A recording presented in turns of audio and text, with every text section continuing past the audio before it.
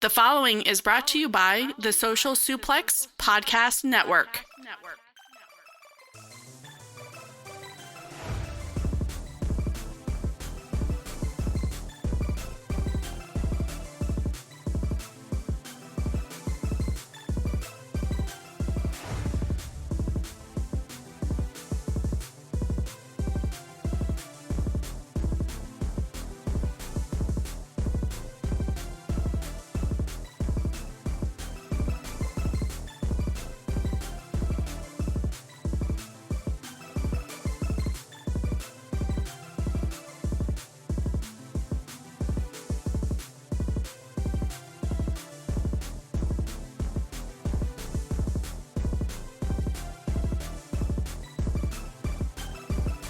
All right, thanks everybody for tuning in to another week of 8-Bit Suplex.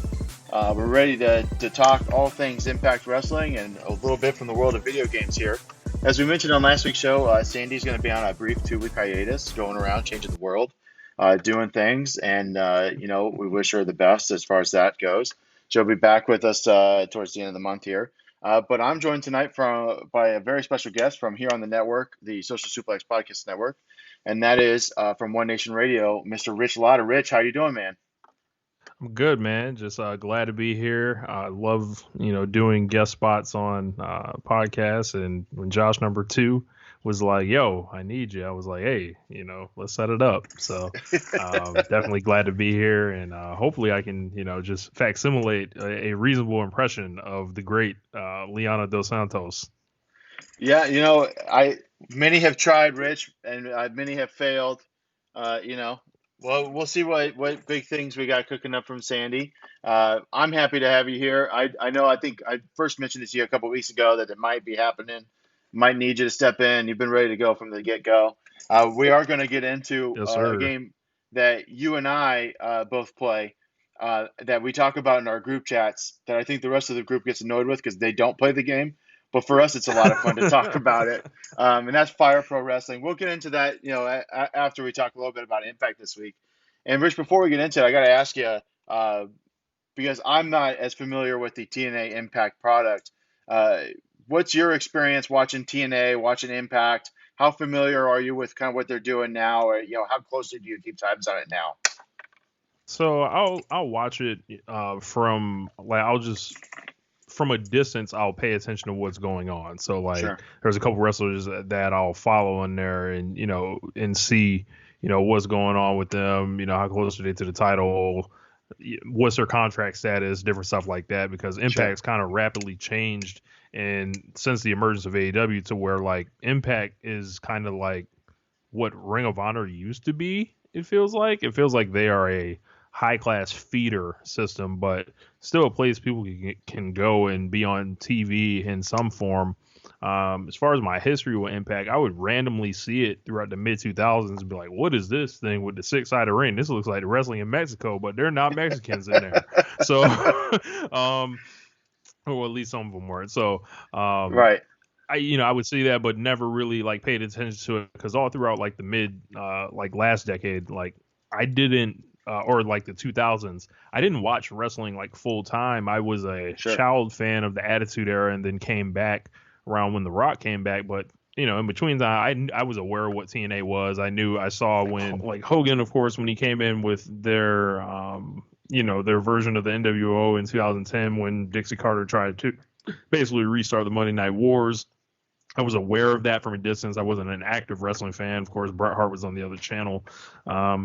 But then I started watching it in 2012 throughout the summer, to when the Aces and Eights was going on, because they were running in Tampa. They were coming to the Sundome for a marathon taping. So I wanted to kind of freshen myself up. So I went, and I remember going to that show and really liking it. Lots of big names were there at the time. And, it was Kurt Angle, Samoa Joe, AJ Styles, Sting, Hogan, the whole Aces and Eights, Chavo, everyone you can think of. Yeah, Dixie opened up the checkbook there, huh? She was ready to write checks. Right. But from there, I never really fell too much back into it, because, I started getting like heavier into, what WWE was doing, what NXT started doing, and TNA just kind of fell off the radar. And then, you start seeing all their different troubles with the TV networks, and they're falling to a lower network and lower network and lower network. And it seems like they just fell into a tailspin. And then somehow I watched Slammiversary 2018, and it was excellent. Like, it was from top to bottom. It was one of the best shows that year. And from there, I was like, man, I'm just going to always kind of be aware of what they've got going on. And then, of course, the world has changed again, and they've been one of 3 companies that were running the entire time. Mm-hmm. And it's interesting to see how Impact's adapted to this environment, because they've always had a strong women's division, and they've always kind of had, I don't know if it was necessarily always good or not, but they've always had like a realm outside the ring. And to see like different things that they've tried, like Wrestle House, is interesting. Right. Any of the Undead Realm, because that's not my thing, but yeah, I'm a very casual at best fan of Impact. I would watch it if there were more hours in the week. Yeah, I hear had you. nothing else to do. Yeah, absolutely. I mean, there's, like you said, I mean, there's just tons and tons and tons of wrestling product out there, both stateside and internationally. And when you mentioned the Kurt Angle and the Hulk Hogan era of TNA, like I think I happened onto it at a time where like Bischoff's out there with Hogan and they're talking. I mean, I'm like, I was flipping through Spike TV channel 53 for those of us that had Bright House cable in the Tampa Bay area in that time, and I was like, man, I don't want to watch this. What is this shit? Like, I left Hulk Hogan back in the 90s. Like, I need to get away from that guy. I see that guy walking around Clearwater. I don't need to see him on TV again. So, Right. I just kind of, shoved it over there. And I wasn't a full-time wrestling watcher either. And so at that point, I was just kind of like, I don't need to, tune in. And I didn't really honestly tune into Impact until Sandy and I started this podcast. Because we wanted to give people something else to hear about besides, your usual, your WWEs, your AEWs, your New Japans, just to kind of give a different angle. And I've actually been pleasantly surprised by it. So, yeah, man. They've got lots of, people that they've got lots of interesting characters. They have some people that can't go anywhere else, and then they have some people that they just kind of ended up here through circumstance, and they're kind of making the best of it. Yeah, absolutely. And some people are returning here, right? So some people started in the TNA Impact realm, got their big WWE contract, and now found themselves back. Guys like Brian Myers, who we'll talk about later, Eric Young, obviously. Tommy Dreamer's kind of hovered around TNA pretty much since ECW kind of faded. Which I hope to talk to Tommy about at some point. We do have an open Twitter DM. So he did send me a message once that we kind of I think we're best friends now. So we'll have to see how it goes. Jumping right into it, I thought it was really cool to see a tribute to Barry Scott right off the top. One of the best voiceovers in wrestling, and it was kind of cool that they kind of carried his voiceover from previous episodes to do the recap here of last week's episode. I thought that was a really nice touch. We got to see what happened last week. Of course, Alicia Edwards came out and cut a nasty promo on Eric Young. He gave the old "I don't care," and she made him care a little bit by giving him the old 5 fingers to the face. And then, of course, he wanted to give her a pile driver, which Tommy Dreamer had a problem with, which I would too. I mean, you can't be pile driving 90-pound women, Rich.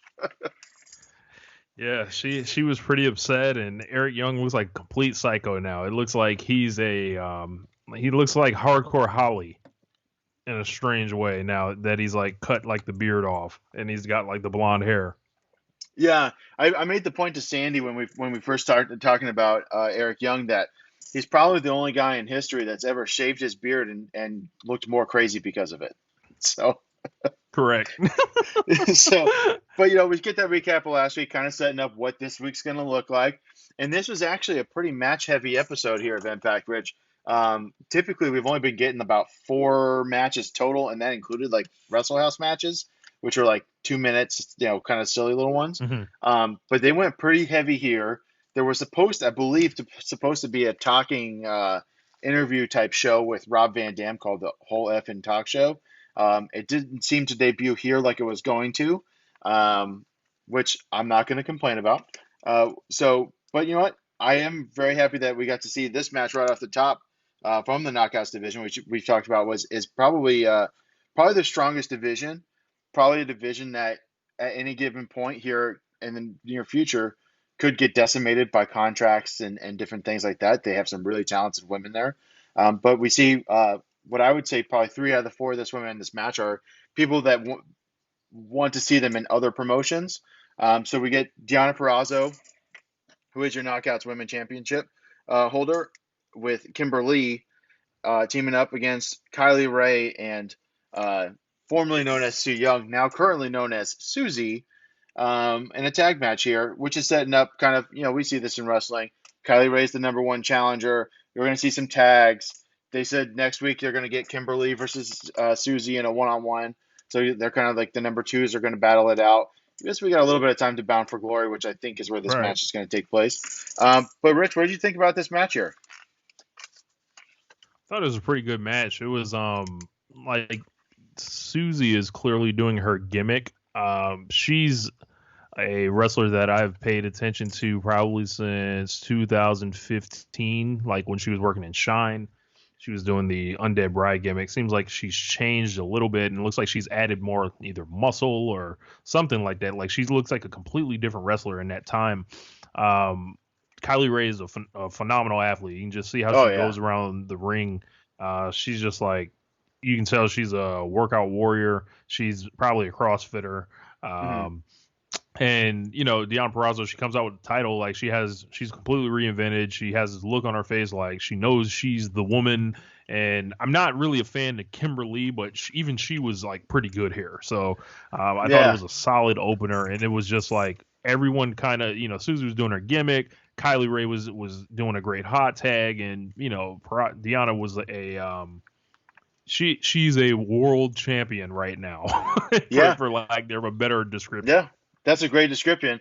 And like you said, all 4 of these women really, I thought, worked a pretty good match here.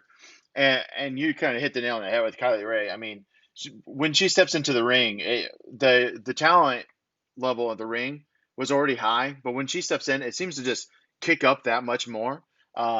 She's really on top of her game. I know a lot of people are talking about the match that she had with Tessa over the weekend at Warrior Wrestling. I haven't had the chance to check it out yet, but she appears to be on the verge of really breaking out as this huge, people start talking about, top 1, top 2 women in the, at least stateside in wrestling. I mean, she's an excellent worker. Yeah, I like her in ring. I think her gimmick's a little bit much sometimes, but it can be. Yeah. There's clearly a lane for it, so we'll just see where it goes. Like as long as it's fine to me because I don't have to necessarily watch her talking segments. So yeah, it's one of those things where she's someone that the other stuff I think is probably why she hasn't been in a bigger promotion, right? She hasn't, because she doesn't really, I don't think, have that mic work to transition the character into the mic work. She has the character pretty solid. Everyone knows Kylie Ray's character. She's always smiling, always happy, and then even when she's turned up the intensity, she's still happy, right? Whereas she hasn't figured out a way to get that over on the mic, from what I've seen. But like you said, pretty good match here. It goes 9 minutes, 8 seconds. And then Susie picks up the win by giving Kimberly the panic switch, which is actually the finisher she used as Sue Young. And they talked about that on commentary some. A little bit of a darker side of Susie starting to come out, and kind of revert back to Sue Young. Madison Rayne, by the way, Rich, she will tease the shit out of whatever angle they might be running. So if you listen to the commentary, if you key in just on what Madison Rayne says, she is telegraphing what's going to happen weeks ahead. She's giving So this shit away. she That's is, funny. yeah. So at some point now, because of what she was saying, I'm expecting Susie to revert back to Soo Young, and turn on Kylie Ray. We're not there yet, obviously. So we'll enjoy the ride, so to speak, with those two going forward. But yeah, I mean, when it was Kylie Ray and Deonna Purrazzo in the ring, that that was an upper echelon level work, at that point. But all four women did really well. I didn't mention Kimberly much, but I think she does. She's a serviceable hand here in this match. She had a streak of like not great just a couple years ago. Kind of soured me on her, and Yeah. her Twitter antics are yeah. But Yeah. she was fine. Nothing like bad or necessarily good. It was just like, oh, we needed somebody to kind of come in there and do their thing. But Susie with that Michinoku driver, that shit looked brutal. Like Yeah. Yeah, she hit that finisher nice and clean and with a lot of power. Like, it was kind of out of nowhere too, because the whole match, Susie's not really doing a whole lot of power moves. And then she just hits you with that, and you're like, okay, so maybe that is a little bit of that Soo Young coming out. And really, I mean, she drives Kimberly through the mat. yeah. Yeah, the undead realm stuff. Like, I wish she could kind of just, I don't know. I like Susie more than Soo Young at this point. I hear you. I'm not gonna disagree with you. We'll see where that goes. But so we get that match out their way there. It's hard to tell which way they're kind of tipping their hand with how they're going to book the championship match at some point, because neither the champion or the challenger was involved in the finish, which is kind of unusual. So we'll see where we go from there. Smart booking. Right? Yeah. Yeah. Leaves us wanting more, quite frankly. So moving on here. I'm going to give some background here, because I'm not sure with the X Division how much you're aware of what's going on. So Rohit Raju is your current X Division champion. He got there by talking himself into a triple threat match with Chris Bay and TJP, I believe it was at the time, or maybe it was Trey Miguel. My memory's not serving me correctly. But so Rohit takes the title off of Chris Bay by turning on him at the end. Now he's been saying, cutting these promos, the X Division's the land of opportunity. Everyone that wants an opportunity is going to get one. And he's spent the last 4 weeks not giving opportunity to anyone, right? Kind of classic, chicken shit heel stuff. He's been cutting some pretty decent promos. He tells TJP last week, hey, you gotta go beat Chris Bay to be the number one challenger, because he's got his rematch. So if you want my title, you got to beat him to get the number one. Well, okay. So then he tells Trey Miguel, well, you got to go beat TJP. So now he beats TJP, and now we're setting up. We'll get into that match a little bit later. This man's a grifter. He's really finessing here to try and not get in the ring and hang on to this title. It was a fun little backstage thing, and we see Impact kind of gets their backstage stuff. Rich, they hit it kind of in a row to kind of keep the show moving in between matches. Yep. So we see Kiera Hogan and Tasha Steelz come up to Johnny Bravo. Johnny Bravo, of course, is engaged now to Rosemary. And this is the second week in a row they've been pushing, hey, we're going to be your best men. We're going to be your best men. Let us plan this thing. Let us help you. And he doesn't want anything to do with it because Taya doesn't like them. And Taya, of course, is his manager, but it's kind of like a weird, but then Fallah Bahh comes out of the restroom. It was what it looks like. He says, I've already chosen my best man. It's Fallah Bahh. And Fallah Bahh's like, what? So it was kind of a, fun little. Lots of best men stuff going on in wrestling right now, it looks like. Rich, one thing that I've learned being a wrestling fan is that we can say it's all different, but man, is it the same a lot. Yeah. Oh, Fallah Bahh came out. They were shocked. They were like, I didn't even know you spoke English. He was like, I think he said something like, of course I can talk, or something like that. Yeah, he's like Google funny. Translate. Fallah Bahh is hilarious. Yes, Google Translate. That's right. So they hits him with the 2 words, 8 letters, peace out. Right. So I thought it was, it's these fun little segments they kind of chop up the action with. We get into a tag match here following that Triple XL taking on the Deaners. What's your familiarity with either of these teams, Rich? I've seen AC Romero before. I've never seen any of these other gentlemen. And I'll say, maybe that's for a reason. Like, these are four unique looking gentlemen in the world Yeah. of wrestling right now.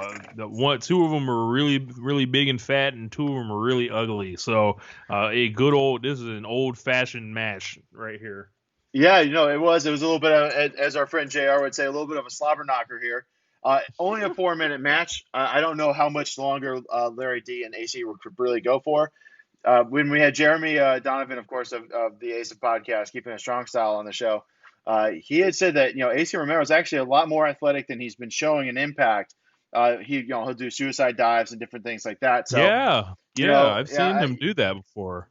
Yeah, I mean, he's teaming up with Larry D. I don't think Larry D can do any of that stuff. I thought, AC hit a pretty nice kind of senton bomb on the mat. And of course, Larry D picks up the win by giving the best hand in the house, which, we've seen the old right hand from the big man finisher before. Very reminiscent of the Big Show's knockout punch. But, I thought it was for 4 minutes. You're going to get in, get out. I thought the intensity was pretty high. I don't know. What you think here, Rich? It was all right. It was something to keep the card moving. They clearly, I would assume Ace Romero is kind of the star of this match here, and the guy that they would probably commit to a little bit more over everyone else. Deaners just seemed like they're here, they're on the show. No, they weren't bad or anything. It was just kind of regular. Yeah, these two tag teams had a lot of screen time together in Russell House. They kind of tried to let those four guys kind of pave a way a little bit, get some character work in. They had this epically long, and I mean extremely long segment in Russell House where they kind of brawled throughout Russell House, and to try and show some character work. And you hit the nail on the head. AC Romero is, as far as mic work and character work and charisma, just heads and shoulders above the other guys. And I expect at some point he might get some kind of singles run. Not necessarily breaking him up with Larry D, but yeah, I mean, he's definitely the star of that team. Yeah.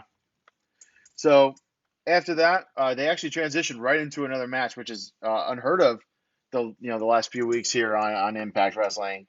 And I thought this was a pretty solid match here with Trey Miguel of the Rascals taking on TJP. I kind of, I showed the hand earlier when I said that he won. But take us through here, Rich. I mean, we all know that TJP is the self-proclaimed best wrestler that ever lived. You mean the great TJP? The great TJP. You have to make sure you acknowledge him as such. Right, exactly. A man who has never ever learned from an opponent, a man who has just he's wallowed in his own disappointment and sorrow that he could never find someone, that was worthy to be able to teach him. A man who has wrestled in the same matches Kazuchika Okada, as Jushin Thunder Liger, has gone through his entire career and not learned a thing from any of them. You have to really feel sorry for that man, don't you? I do. And maybe that's why his matches work for me, Rich, because I'm coming at it from a place of sympathy, right? He got in that ring and he couldn't learn anything from Trey Miguel there at all, right? He clearly, TJP's calling all the shots. He's quarterbacking the match. But all joking aside, I thought this match was pretty fun. It was pretty good. Yeah, this was real nice. This is my style kind of wrestling, like fast, smooth wrestling, and for everything that I like to say about TJP, as much as I never ever want to hear him open his mouth, either on the mic, in the show, or off the show on Twitter, which, it can just get horrible for him there. Yeah, it can. He's always been a great hand, great at the moves of wrestling, and just super smooth. And this is probably my favorite match of the night. I'm probably Trey with Miguel you. got the win, and I was kind of shocked. I thought TJP would get the win here, but it seems like Trey Miguel's kind of getting pushed because he's headed for your boy Rohit. So just a lot of smooth work here. Yeah, TJP when he does things, it doesn't look like he's putting a whole lot of effort in, right? And I think you can Hmm. kind of ding him for that as well. But there's I think he has to find that balance between smooth and coming across as not caring. And I don't Hmm. think he's kind of found that exact balance. But even the way he gets in and out of holds, I mean, the man did a superplex off the top rope, rolled through it, and then went into an octopus stretch, which I've never seen anyone even come close to trying to do anything like that. And it was Hmm. silky smooth, the whole thing. It didn't look like two separate moves, right? It's crazy. He It's kind of like, just and then next thing you know, Trey Miguel's in an octopus stretch after he just got his help smacked on the mat there with the superplex. I thought, good so you can match. say a lot of things about TJP, but you can't knock his wrestling. Like, No, not a bad I wrestler. think he's exceptionally gifted, and I would, if I had young wrestlers like a Trey Miguel, I would definitely have them wrestling TJP because like they'll Yeah, learn something from him. Honestly, yeah. As much as we joked about that before, you are going to pick yeah, up some good things, some good habits, and too. I mean, TJP, as far as I know, has always had a reputation as a super safe worker, as someone that you can go in and you can have a really good match with. This one was 7 minutes, but you can go 25 minutes with TJP, and I think you'd still get a good quality match either way. Um, but yeah. A lot of his uh, stuff comes down to opportunity. yeah, it does, right? I mean, and he's, the only time he's been in a major promotion stateside, they stuck him in they were trying to build a cruiserweight division again and sticking it on a completely separate show. And, he had great matches in that Cruiserweight Classic tournament. He had great Yeah, matches in the initial run of 205, and he they kind of got caught then up. made him like the dumbest babyface in the world. Like he's Right. on the all-time dumb babyface list, like with Sting, like with Becky Lynch at a certain point, Yeah. like pre the man Becky Lynch. Yeah. Um, Riverdance, Becky Lynch. yes, he's like something like, please lose this like fake match to me, like Brian Kendrick was like, and then like he lost to him, like it was so dumb, like. Right.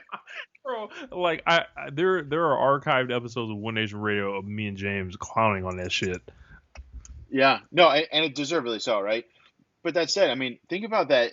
Let's step away from the Impact show for just a minute, because a lot of these guys were either that came out of that Cruiserweight Classic and that 205 roster. We're seeing them now in Impact, right? You got TJP there, Rich Swann, and then you look at some of the other guys that are still kind of hovering around that 205, kind of in the balance there. Your Cedric Alexanders. Uh, they obviously got rid of Gentleman Jack Gallagher for good reason. Brian Oh yeah, Kendrick, I mean, they had some of the best cruiserweights in the world, Rich, on 205 Live, but they didn't. Why couldn't you have used that third hour of Raw for the 205 stuff, right? Like what Bischoff did with the cruiserweights back with in Monday Night Nitro. I yeah. mean, just I think it's a function of WWE never having known what to do with smaller wrestlers in general, true. and especially like with the whole thing being such like in ring work based thing. Vince was drawn to someone like Enzo, so like there's a natural disconnect there. I Right. remember going back and forth and wanting 205 Live to like just succeed in the biggest way possible. I remember the first day they did a show after they fired Enzo Amore. And I believe the main event was Mustafa Ali and Cedric Alexander, and that whole show was like a please give us one more chance. Yeah. It was like one of those, and then it just descends because they don't have a long term interest in almost anything, like let Right. alone like Let alone the cruiserweight wrestling. the eighth, yeah, the cruiserweight thing. They have Raw, SmackDown, NXT, the main event programs on each. Like these guys are getting the scraps. They're at the kiddie table. It's not really the wrestler's fault at No. all. It's more opportunity and also like presentation, and it's jacked in both cases. It really is, and these guys go out. They were going out there and busting their ass week after week to people that left the SmackDown, live show. Right? I mean, Yep. those stadiums would empty out in droves because they didn't want to sit around for a third hour after SmackDown and watch, guys they'd never heard of. But for Yeah. guys like you and I, especially, we subscribe to the quote unquote Rich Latta Pro Wrestling. cruiserweights, luchadors, flips and high flying. And I mean, I had never seen, there's guys that I found that I saw on 205 Live that I had never seen before. Guys like Mm-hmm. TJP, guys like Grand Metalik, um, Mm-hmm. guys, that, Cedric Alexander, that Mustafa Ali, they went out there and they just fucking just gave everything they had. And I enjoyed it. But at a certain time, even I dropped off because it's hard for me to care about it when the company doesn't, and they make it harder and harder to watch it because they're Yep. also throwing more and more content in other places, right? Right. So, but all that sidebar to say, TJP's in a position here where he's in a championship hunt. Rich Swann, we'll get into later, is getting back into a championship hunt. So these guys have rebounded and they continue to reinvent themselves because you know what, they're pro wrestlers, man. They're always going to Mm-hmm. find the next gig. That's what their whole life is, We'll bro. land somewhere. So Yeah, exactly. So, anyways, we go after Trey wins. We see Des and Wentz of the Rascals get the shit kicked out of them backstage by the North and by Ace Austin and Madman Fulton, kind of changing the lineup, so to speak, for that match that was happening later on in the show. And of course, the ever opportunist, all-time tag team finessers, the Good Brothers, step in to say, "Hey Dan, don't worry about it. I haven't had too many beers.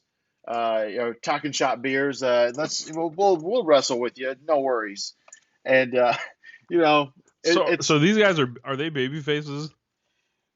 they are positing them as baby faces in the sense that they will fight the North and they'll fight Ace Austin and Madman Fulton and kind of make sure they came out and cleaned house Gotcha. last week in the tag division and set the stage. But you also kind of get the idea that they're not exactly full on babyface. They're a tweener, but not in the traditional sense. They're just kind Right. of quote unquote good brethren. And that's I mean, hey, listen, if you're gonna pick a gimmick and run with it and brand yourself around it, might as well get your employer to go with it too, right? So Shit, why not? They probably got all the stroke and impact right now. yeah, and I'm sure they keep on they're on Twitter at least once a week trying to get their old buddy Allen to come back to Impact. So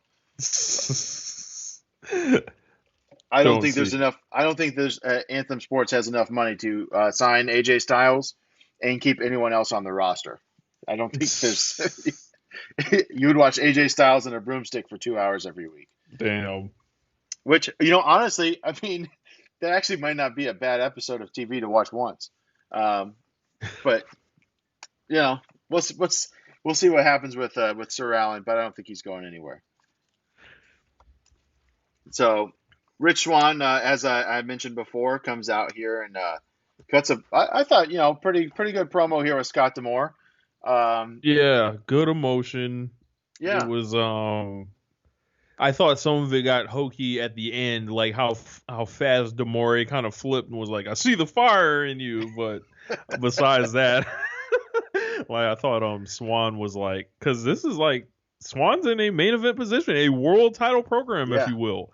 yeah. So it's kind of a different look for him. So I was watching him and I was just like, huh, so set the stage for me. So it looks like he did some type of retirement angle previously, or Yeah, so this year at Slammiversary, there was a 5-man world title kind of not scramble. It was a one shy of a 6-pack challenge, right?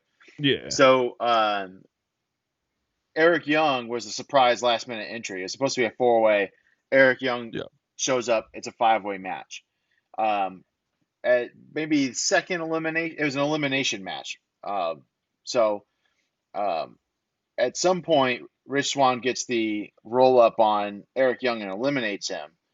Eric Young loses his shit, starts beating the piss out of Rich Swann, gets his leg wrapped up in a chair, and basically destroys his leg. And then that led to the following week. Rich Swann comes out, cuts a promo, says he's giving it up. He can't do it anymore. He has to be able to walk. He has to be able to kind of do all these things. Willie Mack is hmm with him, supporting him. Then like the week after that, Willie Mack has a match against Eric Young, Eric Young beats him up, and then Eddie Edwards winds up having to save Willie Mack. Eddie Edwards at the time was the champion, of course. And so there's just been this kind of this steamroll thing where Eric Young has purposefully taken these guys out to get to the Yes. champion. Evil. Right, exactly. The maniac, right? And so now Rich Swann surprised him by coming out after, because Tommy Dreamer, like we mentioned at the top of the show, saved Alicia Edwards from getting pile drived because Eddie Edwards got taken out and had his Right. knee destroyed. So while Tommy Dreamer was getting destroyed by Eric Young, a one-footed Rich Swann on crutches comes out and cleans the ring, which surprised Eric Young because the whole time Eric Young was saying, "This is all by design. Everything is happening exactly the way I planned it." And then Rich Swann shows back up. So that kind of sets the stage for now he's begging for Scott D'Amore, like, "Hey, give me one more shot. I'll be ready. I'll be ready." And I feel like you said it gets kind of hokey because Eric Young decides to lay out Scott D'Amore for some reason. Yeah. If you want to get the booker to not book the match that you don't want to get, running the man over is probably not the best way to do that. Yeah, man. Like, so a lot of this stuff, like, he was saying that, Swan doesn't care. Like, he doesn't care if he's crippled after bound because he wants to fight Eric Young that bad. And Yeah. he was like, I know you used to be a competitor too, and it was like he was trying to really persuade that man. I thought it was a pretty good argument. Went a tad long, but I mean they're setting up a world title match, so I can't really knock him too much for it. Yeah, and this is a show too that has sometimes given more time to minor stories than they do their world title picture. Like when Eddie Edwards first won the championship, he did an open challenge, and one of the episodes, I think the second open challenge he had, he started the show with it. So I've never seen a world championship defended as the first match on the card, and they did that. And it was a match against Rob Van Dam, which actually wasn't that bad, but.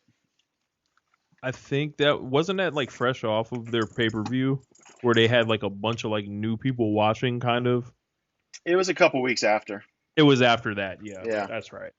Yeah. It was a couple weeks after. So, they did definitely try to, hey, look, we got a new champion. We got to do this. We got to do that. Hey, oh, wait, Eric Young's here. Oh, the Good Brothers came, right? They're really trying to capitalize off of Gallows and Anderson, and they still are to a point. They haven't been, I think this is only I think this week was about I think they're only second actual match, maybe third since coming over there. They're not working that hard.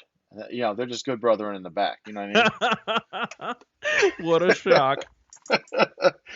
But so, like you said, Scott D'Amore gives Rich Swann what he wants. He gets Eric Young at Bound for Glory for the TNA World, or not TNA, God, the Impact World Championship, October 24th. So he gets about a month to get himself correct here.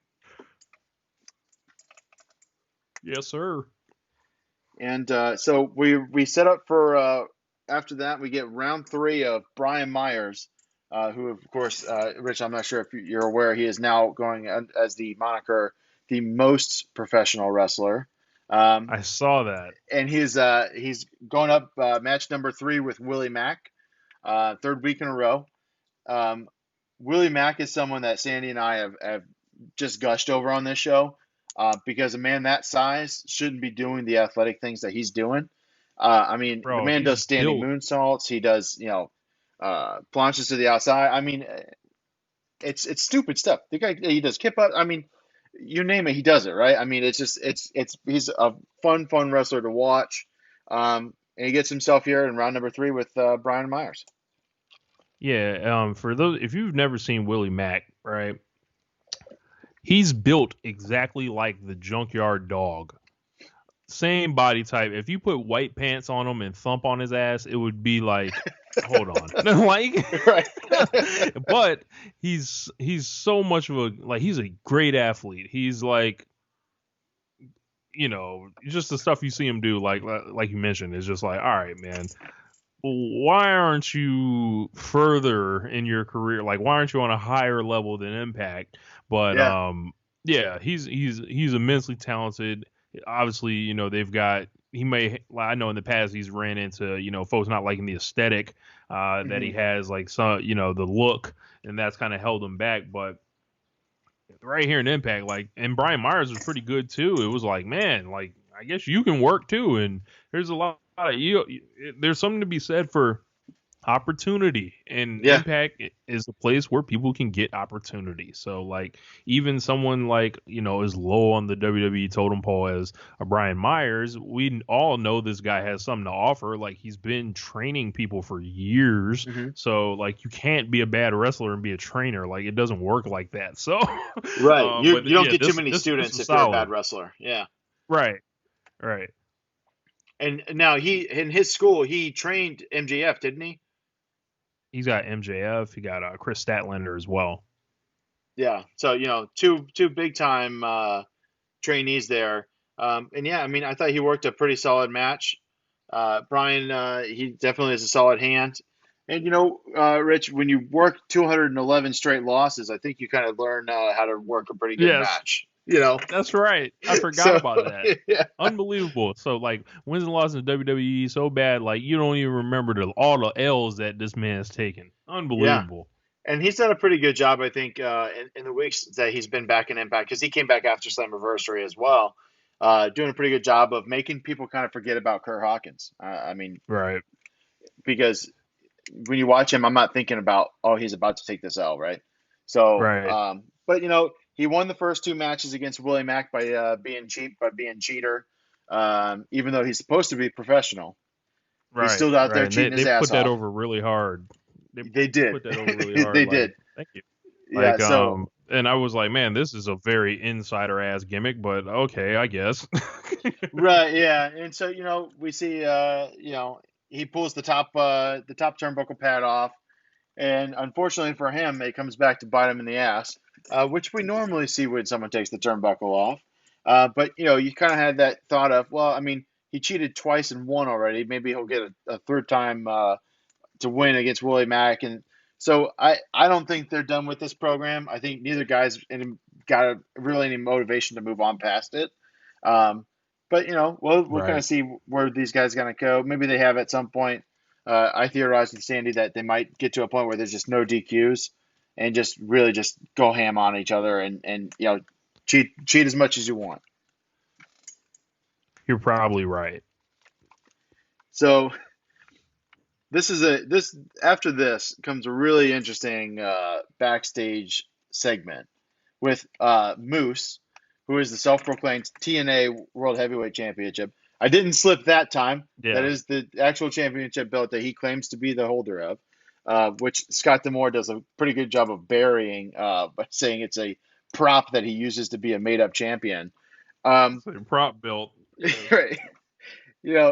Just they do a pretty literal good job. Gimmick.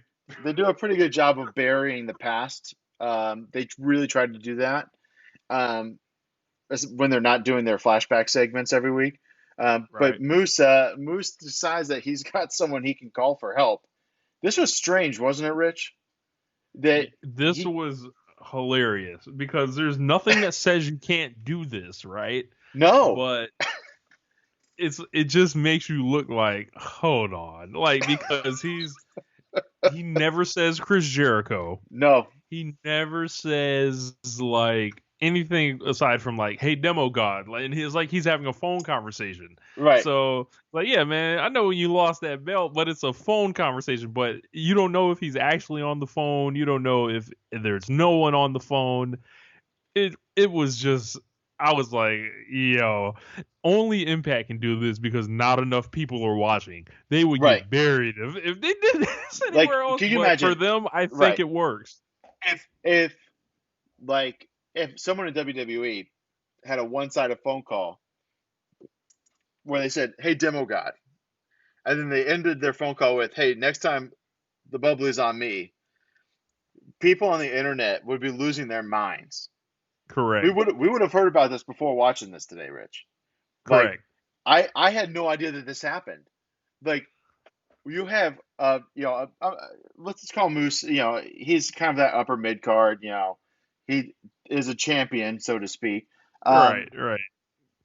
pretending to talk to Chris Jericho on the phone about what to do when somebody steals your championship belt. What? Unbelievable. I can only think that comes down to Don Callis and Chris Jericho's friendship. It has to be. It just, I mean, I'm sure probably Don Callis Because probably it's really shot a him a perfect text. dig. It's really a perfect dig and a great like heel thing. Like, you don't fucking know Chris Jericho, or maybe you do, and it's just like Right. a Now, nudge, wink, wink to everyone that knows. listen, now I'm just like, now I just want Jericho to show up in the Impact Zone, Rich. You know what? Hey, you know what? Prove you're the demo god, Rich.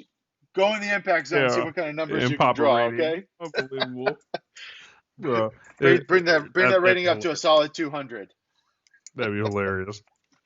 But, there's not really much else to talk about. The EC3 thing is kind of, EC3's been cutting these video promos, and, he does them well. I can't knock him for it, but video promos don't do a whole lot for me because who knows how many takes it was, right? So, Yeah. but I trust that EC3 is doing those most of the time, first or second take. He's a pretty good promo guy. That was never his problem. And in He's so WWE, really, serious. his problem with WWE was they just stopped booking him for matches inexplicably, right? I mean, At all. They stopped booking him at all. yeah. I mean, Hey, you watch come move yourself from city to city and put oil on yourself and stand in the mirror. Like, what? Right.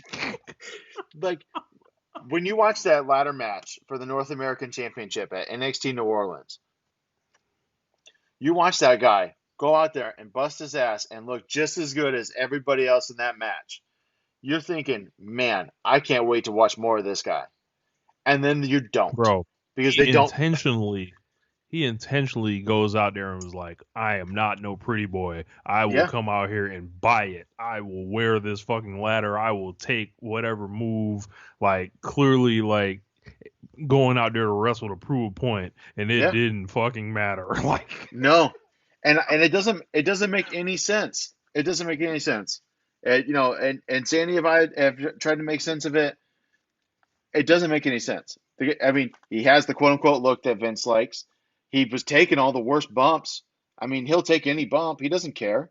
And, he goes, he's a good wrestler, good promo. What was missing? I think it's the fact that he left.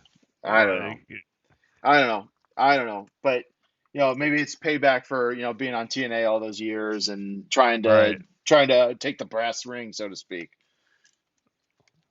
But I don't know. We get just to keep this rolling here, we get a pretty, string of nonsense here with, Rhino and Heath Slater sneaking into, Heath's not supposed to be there. He's been told every week to not show up by Impact Management because he doesn't work there. Although, obviously, he clearly does. Right. But Scott D'Amore's throwing him out constantly.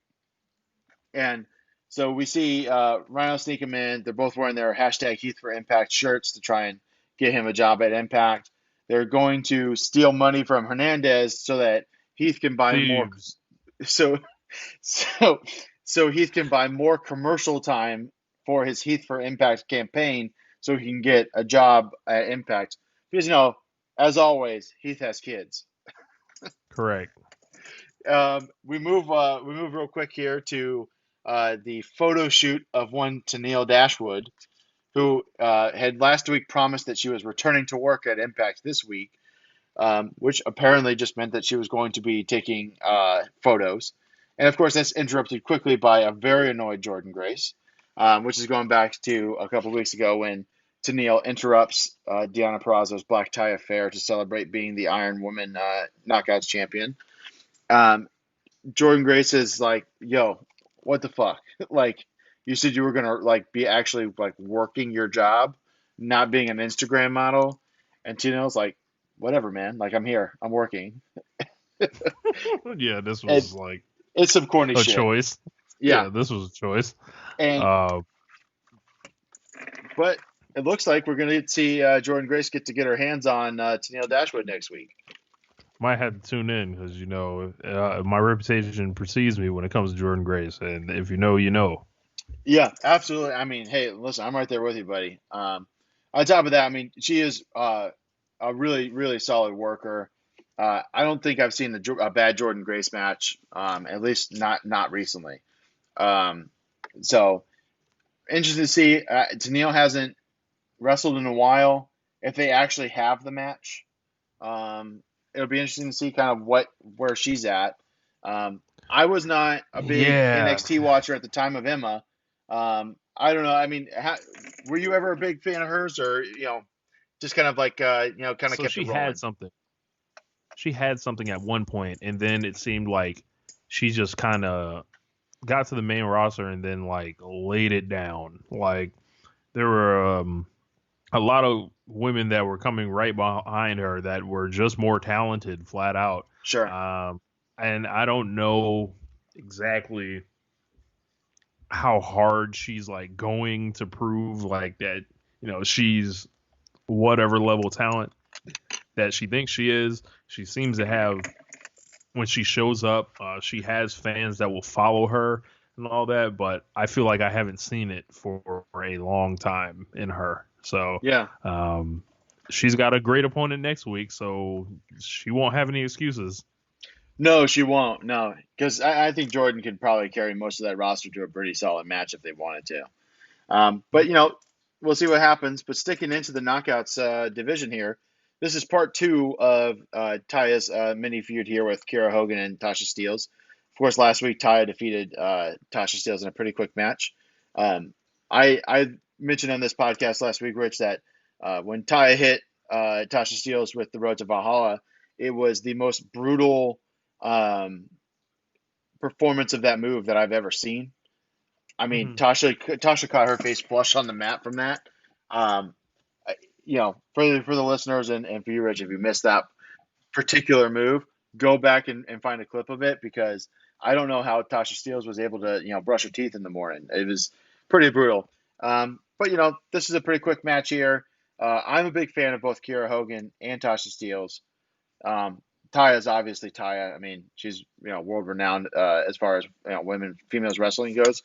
But what'd you think here, Rich? Or excuse me, not Taya. Kiera Hogan's come a long way.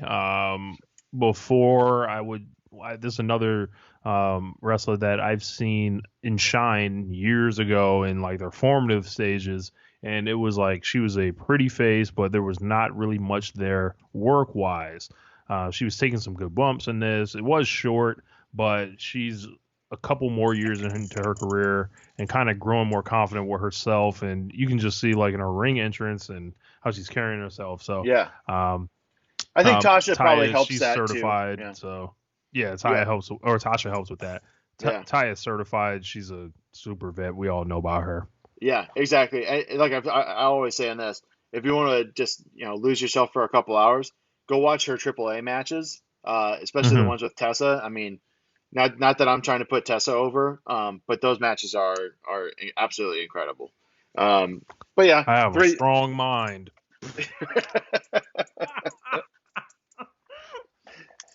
This is true. But yeah, like I said, this was a short one. It went 3 minutes 14 seconds. So it served its purpose. It kept it rolling. I think officially eliminates Kiera and Tasha from being the best men for Johnny Bravo.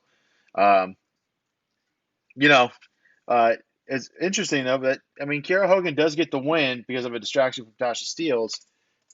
So we'll see if that kind of pushes Kiera Hogan somewhere. Um, or if it means that she gets to wrestle Taya again, or they might mix in a tag match with Taya and Rosemary against Kiera and Tasha. So we'll see kind of which direction they go there. But I thought, I mean, it was a pretty solid bridging fisherman neckbreaker out of Kiera Hogan to finish it. And like you Yeah. said, I mean, she's come a long way as far as the in-ring talent goes, and I don't know, the blue hair does it for me, Rich. Yeah, man. There's a controversy on Twitter. Like the Diva stands and the Sasha Banks stands don't tend to take too kindly to Kiera Hogan with the blue hair. So it's a war zone out there in those streets. In those tweets. In those tweets, there you go. Well, you know what? Why can't we just say both, right? Exactly. Both these gals, right? So we do see right after that, because we can't waste any time getting back to this story. Rhino and Heath Rhino sits down to arm wrestle Hernandez for his stack of cash. And we see, kind of some funny back and forth. And then, of course, Heath steals the money, and Hernandez, we never see him notice that the money is gone, which I thought was an interesting kind of thing there. But yeah, I mean, nothing really to say there. I mean, Rhino pulling some classic character work out of Rhino, the whole back and forth, and you could tell with Rhino that he's happy with the role he's got. The only time I've seen him wrestle since we started this podcast was literally a 5-minute handicap match where he had a 2-on-1 against him that Heath decided to dress up as a cameraman and sneak in and hit his finisher to give Rhino the win. Which, apparently Ginger's dressing up as cameraman is a thing that we do now in all of wrestling. Who else did that? That would be It Mr. was Orange Cassidy, right? Yes. Yep, Orange Cassidy did that, right? Yeah. And then 6 weeks later, Heath Slater on Impact, because, like I said, hey, Impact can get away with it. All this shit is connected. Right? They're running a wedding angle at the same time AEW is. Well, AEW kind of started it after. So, we can say AEW saw that Impact was running a wedding angle. And Impact saw that WWE was running a wedding angle earlier in the year. So, I mean, all this, everybody has to hit their stories, at least once a year, I guess. But, whatever. It was the thing that happened here with them stealing the money. I'm sure it's going to lead to Hernandez beating the piss out of him. Perhaps Heath, perhaps Rhino, perhaps both. Yeah. And then, of course, we see, we mentioned this earlier, but there's a lot of confusion around Rohit Raju and his X Division Championship belt. We see that he kind of books himself into a corner here where now there's going to be a triple threat between TJP, Chris Bay, and Trey Miguel for the #1 contender to the X Division. I still don't believe that's what's going to happen. Same. Something tells me, your boy Rohit Raju, this man looks like he's the ultimate finesser, but he's about to run out of good luck, and he's going to do something dumb, and it's going to end up being a 4-way. I feel like he's going to interrupt in the match next week in some way, shape, or form. It might catch a triple super kick or something out of those guys, not taking too kindly to his manipulation. As we see in wrestling, it's tried and true. The weasel manipulator always gets what's coming for him. And unfortunately for Rohit, who has had 0 title defenses thus far, I think he's losing it on the first one, and it's probably going to be in a 4-way match at Bound for Glory. When is Bound for Glory? October 24th. So we still got a month to get to. It's one of those things where their card's going to start taking shape a little bit. You got your World Championship match booked. You got your Women's Championship match booked, most likely. I doubt they're not gonna waste that match on TV. And it looks like you're gonna set up your X Division match pretty good there. The tag team match, hey, we might be setting up what's gonna be as we talk about the main event. I thought this was a pretty good 8-man. It goes 11 minutes 28 seconds with the heel tag teams picking up the win here, Rich. I didn't think the heels were going to win this, but then as it's kind of started going on, I kind of started thinking, okay, well, the baby faces don't benefit because they have the belt. So you got to set up some kind of challenge here coming out of this. Can't beat the Good Brothers. No. The Good Brothers were definitely not taking a pin here, and they barely helped. Although I will say at the end, Luke Gallows really put in some effort. That man was sweating like a pig on a barbecue. Yeah, man. Ethan Page might be my favorite Impact guy. I love his persona, and I think he's just I think he's looks like a wrestler's wrestler. I love. I think if he took his physique seriously earlier in his career, he'd be further along. Yeah. But he's got it now. So this guy's I think can be a really big star somewhere one day. The North is a tag team, Ethan Page and the Natural Weapon, I believe is what his partner's moniker is. I really, really like them as a tag team. They're really good. You got to see some of their work showcased here. Motor City Machine Guns. I mean, those guys are. They're just clicking so fast back and forth. some of their tag team work is like some of the best you see anywhere in the world. I won't put them up there with the Bucks. I won't put them up there with that elite level, no pun intended, for the tag teams. But I think like the North and Motor City Machine Guns outside of AEW are doing some of the best tag team work anywhere in the world right now. Yeah, those guys are definitely good. And funny, I was looking at the lineup for this match and seeing, the match. Ace Austin, he kind of gives me that I never want to hang out with that guy. Austin Gunn vibes. Yeah. There's something about the name Austin, maybe. Outside of Stone Cold. Maybe that's your connection there, right? Look, you got Austin Aries, who you don't Right? want to hang out with. Ace Austin Austin, Theory. Austin Gunn, Austin Theory. Man, this is even deeper than I thought. Yeah, turn it into 8-Bit Suplex where we bury the name Austin. Correct. Except for Stone Cold. But you know what? He was known more as Stone Cold than he was as Steve Austin. Stone Cold. Right? Stone Everyone Cold, knows Stone Cold. So we'll excuse that one. But I will say this: 6 of the 8 guys in this match, I really want to watch more of, and the other 2, I don't really want to see. And you could probably figure out who those 2 are. Nothing against Carl Anderson, but watching him wrestle along Luke Gallows, I just don't think Luke can go anywhere. Or I guess Doc Gallows is what he's going by now. Luke Gallows was his WWE name, but watching Doc go and I mean, these guys are getting up there, and big guys that get up there, I mean, we see this every fall time. off a cliff. They fall off a cliff real fast.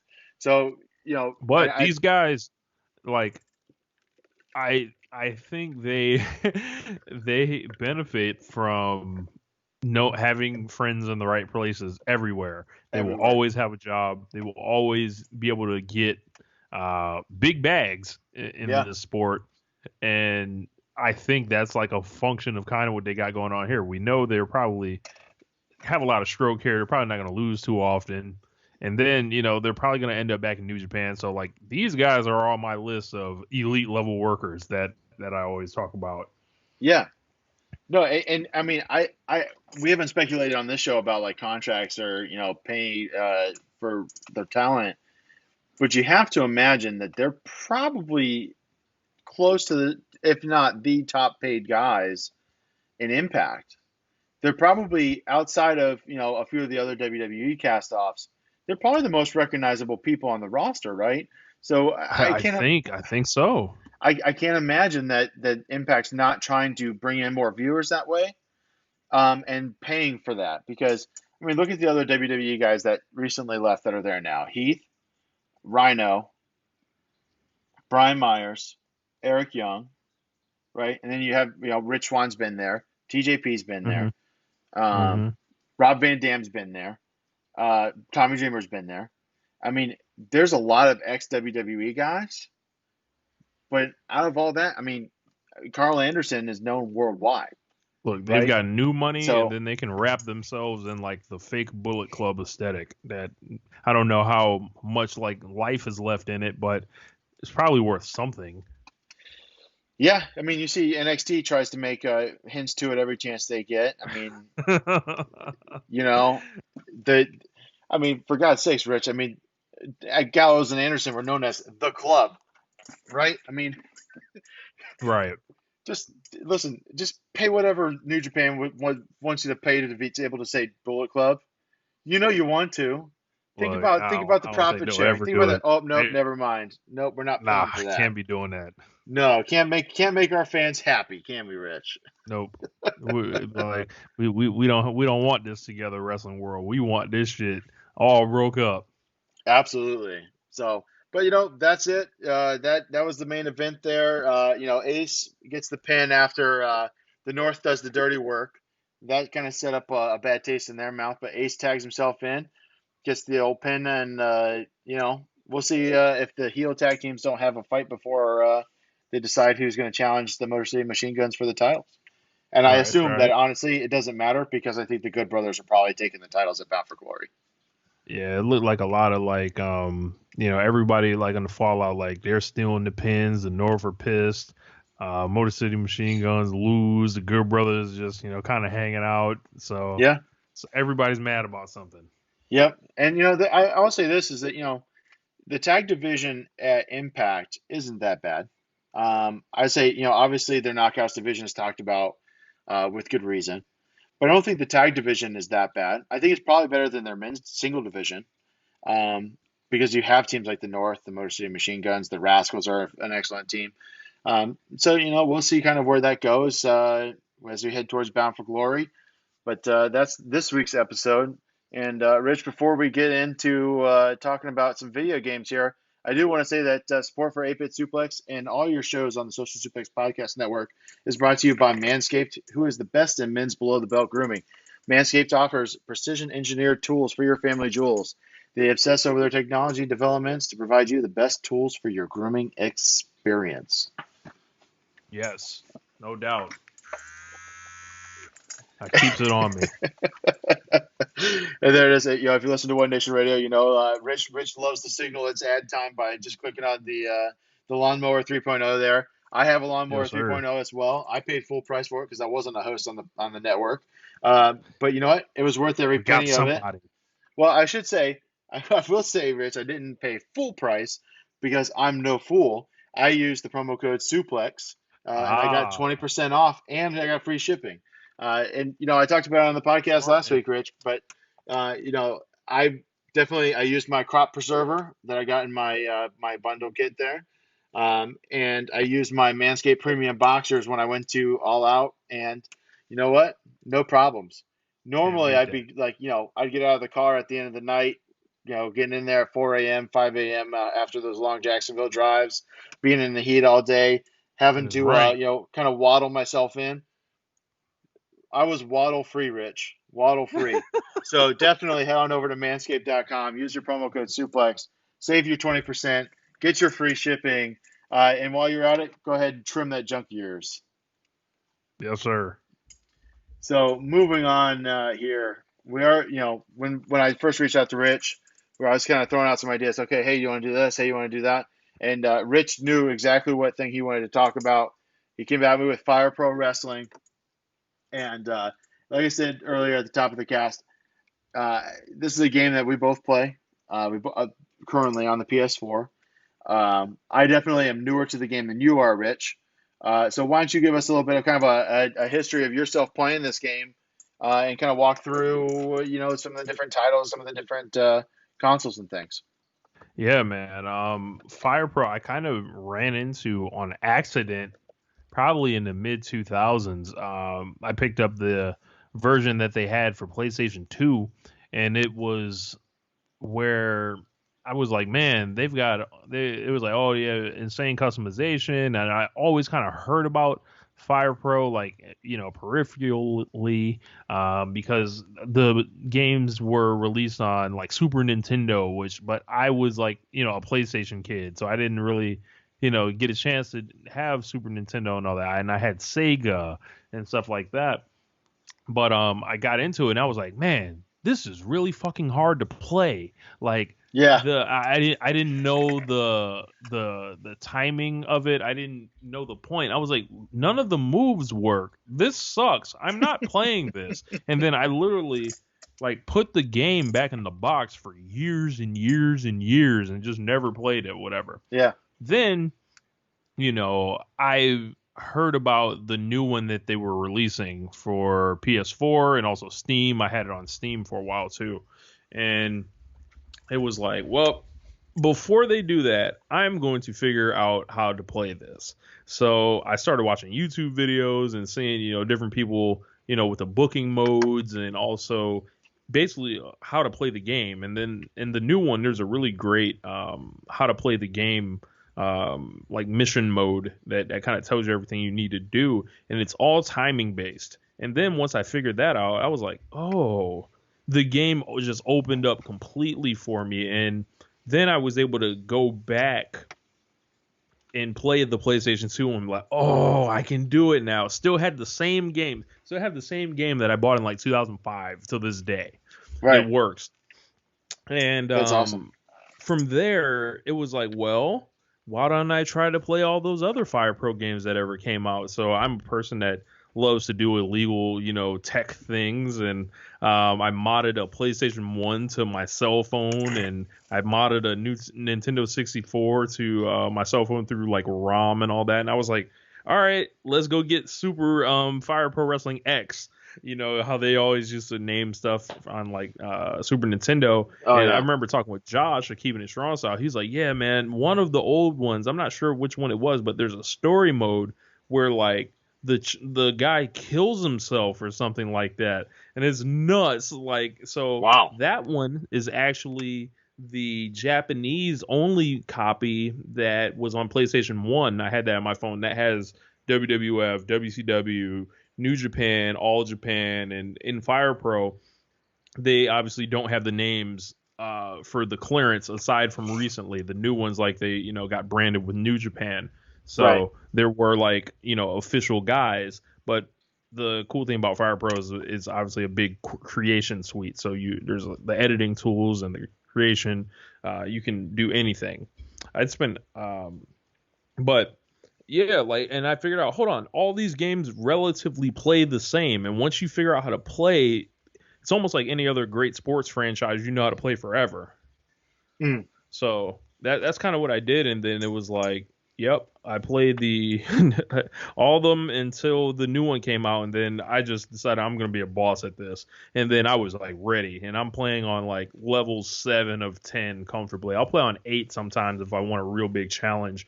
Anything above that, it's like, yeah, man, I don't know who can play on 9 and 10 and win. I could say there's probably 10 or 11 years old. Is probably my guess. Because they'll sit there. I mean, kids these days, like, and I thought I played a lot of video games as a kid. Kids these days, they'll latch onto like one game and just become the most expert at it. I had to give up like fighting games altogether, Rich, because once it became like an online experience, like Street Fighter, forget about it. Nope. Can't it? Street Fighter Online for me is unplayable. But yeah, no, I mean, it's funny you mentioned about how you had to kind of figure out the secret of playing the game, because when I first turned on Fire Pro, I was like, all right, this is pretty cool. And I've not played any of them but the one on PS4. I downloaded it on PS4. I loaded up the match. I'm like, all right, this is going to be awesome. All right, I'm going to be, I think I had like Kenny Omega, and then I was going to race, I wrestled like some, lower mid-carder kind of guy. And I put the difficulty maybe on like 3 or 4, just because I was like, well, I'm kind of new to the game. Maybe I'll just start in the middle. And boy, did I ever get my ass beat! I didn't land a single move because I had completely no idea. Pro. The computer will beat your ass. The computer will beat your ass and not have mercy. Like it's not like any other wrestling game. No, there's no time to think either. There's no time to like. I think I kept on trying to do stuff, and I threw a couple of drop kicks that came up completely empty because I was like on the other side of the ring somehow. Strikes are useless. If you're thinking about doing strikes, like completely take strikes out your game, like out your plan. Yeah. So I mean, once I kind of I played a couple, and I still couldn't figure it out. I was like, man, I don't know, and I just kind of put it away. I didn't keep playing it. And then, in the group chat, you started talking about like the fire promoter, and I looked at that and I was like, okay, well, that's like an extra of like $25. I'm like, man, I don't know, like, is it that good? And then like you kept on talking about how good it was. So, I caught it on sale. I saw it on sale one day randomly. It was like Sony had their like Japan Classics sale going or something like that. And I went and I bought it, and I bought a bunch of the character packs too. So I got like the Stardom pack. I got like the additional New Japan pack. So I got like basically everyone that they licensed for the game. And I went and I started doing Fire Promoter, and for a game mode that you do nothing but set up the card. I mean, I spent hours and hours and hours and hours, and still do. Same. Because but here's the thing, Rich, and I'm sure you can relate too. Like when you first started playing sports games that had seasons and franchise mode, right? I remember the first time I got Madden and it was franchise mode. I was like, what the hell is this? I got more interested in what happened with the simulations than me just, winning 70-14 again, right? So, Right, okay, right. what if I made this trade here, I made this thing here, and I got this guy off of waivers, and and I think that bred me to be the perfect customer for Fire Promoter because I just lost. I mean, I just Yes. go. I mean, signing like you get the big 5-star wrestler signing, right? Like when you sign Kenny Omega, you feel like you just jump out of your chair, your Bro, arms raised, like yes, I got him. it took me until like the seventh year to be able to sign Kenny Omega. I was trying to get, I'm a big Kenny Omega's my favorite wrestler pretty much of all time at this point. And I was like, I want him in my promotion. And I've gone for years and years and years. And I've set up a partnership with AEW. And then one day I just flat out deboed him. I was like, I'm offering you a contract. And then he said yes. It was amazing. Yeah, I But remember that yeah, day in the Fire group Promoter. chat. Yes.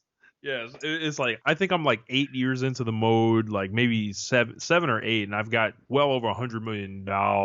So it's like once you have all the money, it's not as much to do. But I'll Right. play matches every so often. But as you mentioned, the simulation aspect is like really good to see how much you're able to draw. Once you figure out how much you need to spend in advertising, how much you need to do to continue to grow throughout every country. What I'm figuring it out now, I think it'll take me like 20 years to be able to get an A across the world. Because Yeah. it's like you have four regions of the country or the world. You got like the U.S., you got Japan, you got Mexico, and Europe. So you start signing guys from different regions, and it helps you break into those areas. It's booking just like it should be done. You got to manage contracts, egos. You got to mention manage people wanting like injuries. Fire Promoter is a wonderful fun mode. It's almost like those games where you download them for free on your phone where you have like a bakery or something, right? And then Right. you need like more money essentially, but like you don't have to pay extra money like once you have the mode. It's just like you start with 6 wrestlers and you continue to just build. The first time I did it, Right. I think I went out of business in like 3 or 4 months. It was Same. hilarious. Same. I was like, all right, let's run this big Yeah. show. Let's sign this person. And then I'm like, oh shit, I'm out of money. Like, what happened? Right? Yep. Like, Yep. you got to they And that's really the end force of you the to do that mode. slow burn, man. It is a Have you slow. have you reached a point? Have you reached a point where other companies are folding yet? Yes. Uh-huh. Yeah. I'm in like, Yeah. I think I want Yeah. to say like I'm probably in that 7 to 9 range. I was gonna throw it on Okay. today and kind of take a look at where I was at, but I ran out today, ran out of time today between work and school, and my wife started like a new gig today, so I was drop off and pick up guy for VPK for my son, so I ran out of time, but yeah, I'm in Yeah. that year 7 to 9 range where like whereas it starts with like say 10 promotions, I think there's only like 7 left. And I keep on trying to Hmm. like help the little ones, like because I've grown to like number 1 or number 2, and I keep on trying Right. to help the little ones, like, hey man, like loan me this guy. I want this guy, like because I'm running a lucha I'll send promotion. you such and such. Exactly.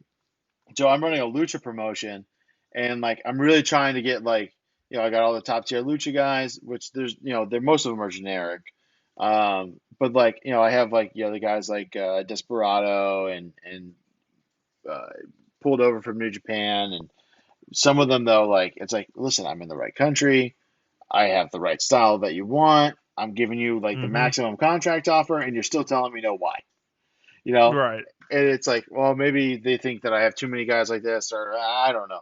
But it's one of those things where So like, you know what I do? I save the file before I offer a contract, and if they say no, which locks you out of offering someone else, I just reload the sim and move to another guy there you or go. whatever. Like I've been doing it for years and years. I'm like, there has to be a hack that I can figure out to be able to make sure I don't waste offers. Right. Exactly. Yeah, it's the old if you use emulators and ROMs, it's the old use up to quit switch to a different save state, save it there, then you just hit that F3 F4, right? F3, Yep. oh fuck, I messed up. oh, I jumped too far on that ledge. F3, F4, bam, and you just keep on clicking yourself back into that spot. Keep trying that jump again. Yeah, same Yep. thing. I mean, that's the only way to guarantee that like you're not wasting like 6 months of your promotion trying to sign, Tai Chi when he doesn't want to come Right. to your promotion, right? Like, like why not? Come on, Tai Chi, come be over here. We draw. Come over here and not sing your song. Yeah, exactly. Yeah, please, we don't need it. We don't need it. And actually, like I do a lot of gaming with no audio, so he could sing if he wants to. I just probably just turn the audio down, because my gaming Rich happens a lot of times after wife and kids are in bed, and Oh yeah, so that late night. Yeah. and you've seen my house, that TV's pointing directly down the hallway towards the bedrooms, so that shit goes way down, so I don't get in trouble, because. You don't know this yet, and maybe someday you will. But if you wake up a child that's already gone to bed, your ass is grass. Damn. I'm gonna have to remember that one. Yeah. Unless you really listen, invest in a good couch. You'll spend a few nights there anyways, just by living life. But yeah, I mean, I'm coming up on 7 years of marriage, and I learned that lesson early on with the kids. My Yeah. son will be 5 in November. Do something to wake up the children, you suffer the consequences. Um, Mm, just put that in the back of your mind if that's in the I have to cards for remember you. that. Yeah. So, but anywho, yeah. I mean, super awesome game series. It's got longevity, like a lot of Japanese series do. I think when I looked in here earlier, Rich, it was 1989, which is the first one that came out on what is called the PC Engine. I don't know that I'll ever bring PC Engine back up again on this podcast, but it's basically it was a computer game first that originated in Japan. Didn't make its way to the States until checking my Wikipedia here. We did not see Fire Pro Wrestling in North America until 2002 with Fire Pro Wrestling 2 on the Game Boy Advance. Um, Wow. so, this is a series that lived in Japan for a very long time. And then didn't, and then the PS2 is when it started regularly being over here. But, it's definitely go out if you're a wrestling fan. Even if you're not big into games, you can do the Fire Promoter stuff is really good. Definitely, it's on sale pretty routinely on PS4. I assume probably on Steam also. Yeah. So definitely, if you're a fan of wrestling, pick it up. If you're a fan Definitely of check it out. games, I know some people are thrown off by the graphics because they're very cartoony, but I think after a while the gameplay just like gets so good where it's like, well, I think the gameplay outweighs the aesthetic of it because you never have the same match twice. yeah, It's it's all about the timing and it's all about stringing together small moves, medium moves, then large moves, and then like devastating moves, and that back and forth. And they also grade the matches to how yeah, good your match was, which is the thing we didn't mention yet. And like, yeah, can you get 100% match doing it this style? Can you? If you're just squashing your opponents, you'll never get 100%. So it gives you the incentive to have good matches and try to win all at the same time. yeah. I mean, it's there's the depth of the game, the quality of the game. Um, I think it's something that lends itself to not needing to be a huge graphical achievement, right? It doesn't Right. need to look like, the first time you clicked on, your Nintendo 64, right? The first time I played Super Mario 64, my jaw was on the floor. Of course, looking back at it now, it didn't really hold up that well. But, it doesn't need to be, and Fire Pro in a lot of ways looks like those old 16-bit Super Nintendo games. And, as someone who co-hosts a podcast called 8-Bit Suplex, going back to the old school graphics doesn't bother me a whole lot, Rich. Right. Right. So, and I don't think it should really bother anyone either. Like you said, the gameplay lends itself to it. It looks super awesome. And I think that a lot of those series that stay in Japan for a really long time, they don't feel as much pressure to make the game as flashy as we have it over here. Right. Um, because everything over here is like, okay, well, which console has the best graphics? Oh, this game looks great. And, most magazines have their rating system, at least back in the day. I say magazines, but it's 2020, so not so much with magazines anymore. More like websites, right? Will have their own separate category for graphics. And I think, at least in Western gaming, the amount of pressure that we put on graphics, I've seen a lot of pretty games that suck, right? Mm-hmm. So I personally, I'm on the side of like what we're seeing with Fire Pro. Hey, if you want to do 16-bit graphics but make the game awesome, fucking do it. Like I Right. won't like I'd rather have fun than be amazed. And And I'll sometimes. I would definitely want to give a shout out to all the creators in the Fire Pro community because they are Yeah, who really makes the game go. If your favorite wrestler comes out with a new outfit on and they debut a couple new moves, I guarantee you, like Miguel F is gonna be, I think that's his name, gonna be creating like the new outfit in Fire Pro, and then the the matching moves. The game itself, since it's not a yearly release thing and it's strictly the developers for Fire Pro also, they give you the tools for the creation suite to be able to keep the game alive. It's right. something that just kind of it's an ever evolving game. So I cannot play Fire Pro for 6 months and then go in and be like, okay, what's in the creation suite? Okay, all these new outfits for these guys, and I have like, I don't know. I have like 7 or 8 different Kenny Omegas just with different outfits on. Like, Sure. there's tons of them. Like, so definitely big shout out to all the creators in Fire Pro, because without the creators, like, I don't know if the game is nearly as fun. Yeah, I mean, I haven't done so much downloading anything from those guys. I don't know how flexible that is on PS4. That might be a little bit easier on Oh yeah, Steam. So, no. PS4 yeah, is robust. is it okay? So I'll have to check Yeah. that out more. But yeah, I've played the game without doing that a whole lot, Rich, and I've still found it to be a pretty fulfilling Oh experience. Like you wow. said, I mean, there's still multiple outfits. There's still wrestlers. There's still a lot of different ring. Even just like the actual canvas on the ring, is Right. customizable, right? If you want Right. it to look like the New Japan ring and it has the all the different advertisements on it and it's blue, that's fine. I saw one. Somebody did an AEW canvas recently that looked real nice. Um, Hmm. so like you said, I mean, shout out to those guys that I'm going to assume don't have children and wives that tell them that they have to do stuff. But Yeah. maybe that's wrong of me. Maybe that's just their spare time like thing. there like But there are I don't. folks on there that are like being like, yeah, I'm gonna create the entire 1997 WCW mid card, like just any kind of dedicated like niche like is on there. It's like I was looking for like Takumi Aroha and I found her on there, like, so they Right. create everything, bro. Everything.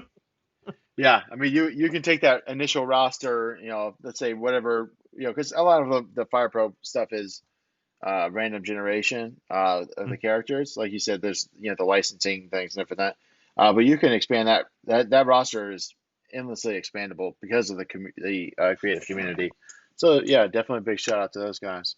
And just to shift gears just a smidge here, Rich, as we're kind of wrapping up. Um, we talked last week, Sandy and I, about the Xbox Series X and the Xbox Series S coming out with their price points. And we said, Sony hasn't told us much about what's going on. We've talked about how, you and I both play PS4 quite a bit. So I think you, like me, were pretty excited to see maybe what the PS5 release would look like, when it would come out, what the price point would be. We knew there was going to be one with and one without a disc drive. Um, so we get that this big news of the week. PS5 will launch on November 12th, which is same day as the Series X and Series S, and it will Man, be it's not just wrestling where they're going to war like this. Gotcha. right. Yeah, the Monday Night Wars became the console wars. It's all things point back to wrestling, Rich. That's why we like it so much. Is because Yep. so much of what happens in wrestling is like it's the same shit that happens in our everyday lives. Yep. But so releasing at the price point, the standard um, console for the PS5 is releasing at $499, which is the same price as the Xbox Series X. And then the digital edition, which is what they're calling the one that does not come with the disc drive, will be releasing at $399. And Hmm. that is going to be a little bit higher than the $299 that the Series S that Microsoft is putting out has. Now, the big difference between like the PS5 Digital Edition and the Series S is that it does look like the PS5 Digital Edition does not have the hardware limitations like the Series S does with the Xbox. Hmm. But Xbox though, and we talked about this some, is putting out. They're making their console super available because Microsoft, Indeed. as you know, Rich, they want you to pay monthly for things, and this is across the board with regardless of what you're talking about, whether it's their softwares like Microsoft Office, if it's in the business world, they want everybody on a monthly schedule. Recurring revenue. Exactly. They want that first of the month check to hit. So PS5 though, you're going to have to spend the price of the console up front, and then they do have what they call PlayStation Now, which is similar to Xbox Game Pass, but it's not as robust. They're not offering as many AAA titles. So if you want the big games, the big exclusives that Sony talks about, you're going to have to shell out that $60 to $70. They haven't really said what the games are going to cost yet Hmm. on each game. And so for me, I have 2 kids. I have to be budget conscious when I'm gaming. Hmm. You're soon to be married. You got to be budget conscious. Money doesn't grow on trees around here. And you know what? Not enough people are buying Lawnmower 3.0s using the promo code Suplex Telling you, to, I was just about to so say, y'all can help us out. If y'all want us to be able to play these games and all that, right, exactly. So, buy your Lawnmower 3.0, use the promo code Suplex. And then also, hey, go over to Pro Wrestling Tees, buy your One Nation Radio get a shirt, shirt. buy your 8-Bit Suplex shirt, which is now on there also. And I will say, if you like to mix it up with your wrestling tees, the 8-Bit Suplex shirt is a white shirt, which, for those of us with kids, is kind of a double-edged sword. But, but that's to say, there is a little bit more cost associated with the PS5, obviously.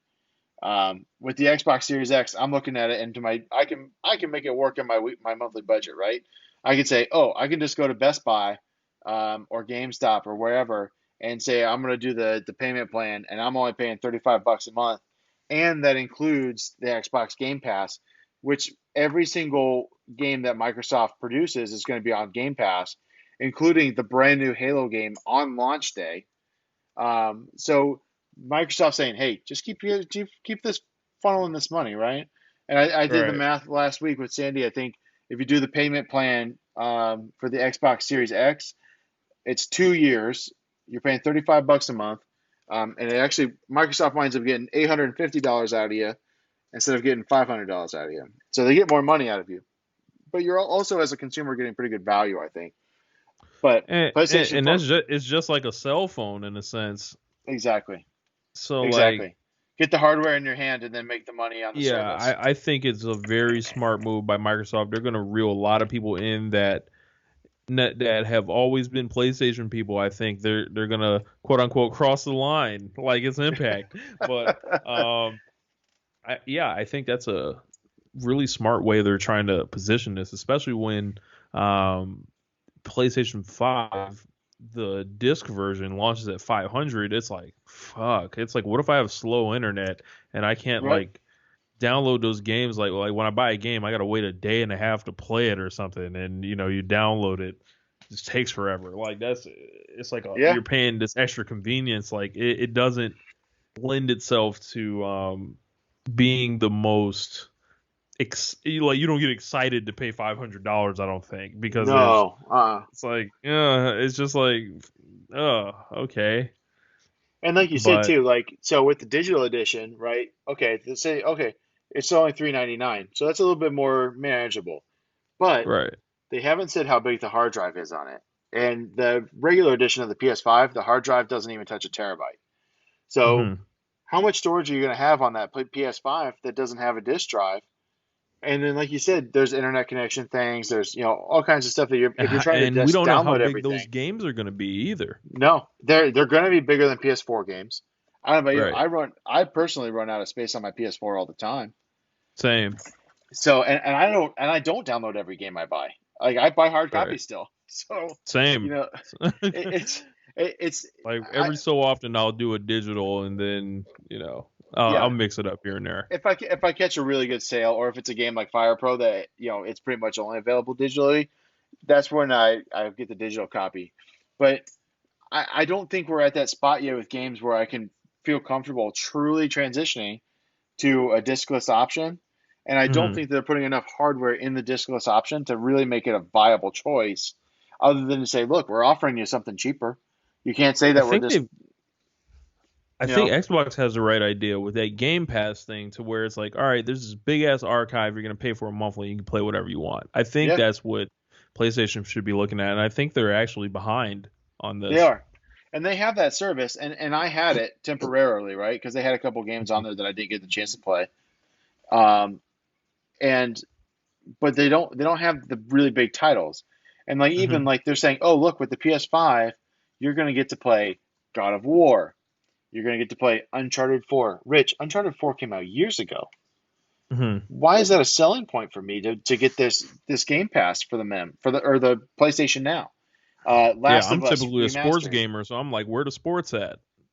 Well, so I'm glad you brought that up, because now if you do that $35 a month or for the Xbox Series X, or $25 a month for the Series S, that also includes EA Access. So if you're a Madden player or you play NHL or FIFA, when those games go live on that service, you're going to have access to it. And so, I mean, you're adding more and more and more value, like you said, with being able to play these digital libraries and stream them straight off the servers from Microsoft. You don't have to download them onto your hard drive. And also, if you have a PC, you can play all the Xbox Game Pass games on your PC also. So there's this full synergy. They're making it super available.